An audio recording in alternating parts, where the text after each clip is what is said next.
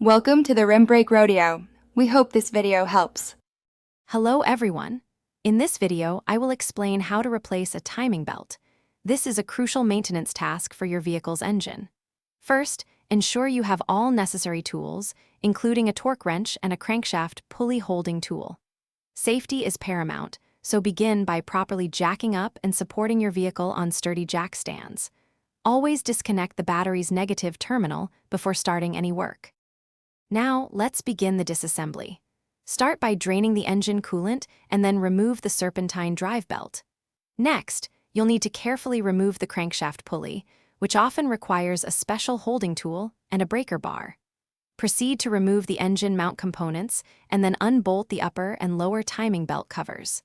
Finally, rotate the crankshaft to align all engine timing marks to top dead center.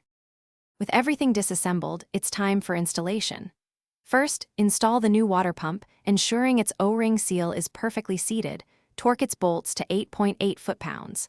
Next, mount the new hydraulic tensioner, but crucially, leave its pin in place for now. Carefully route the new timing belt counterclockwise, starting from the crankshaft.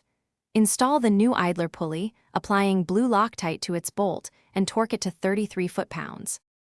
For the final steps, pull the pin from the hydraulic tensioner to apply the correct belt tension. Rotate the crankshaft 5 or 6 times clockwise to properly seat the new belt, then double-check that all timing marks still align perfectly. Reinstall the timing belt covers, engine mount components, and the crankshaft pulley, torquing its bolt to 47 foot-pounds plus an additional 60 degrees. Finally, refill the engine coolant, start the engine, and carefully check for any leaks or unusual noises. Thanks for watching. Consider subscribing if we helped you.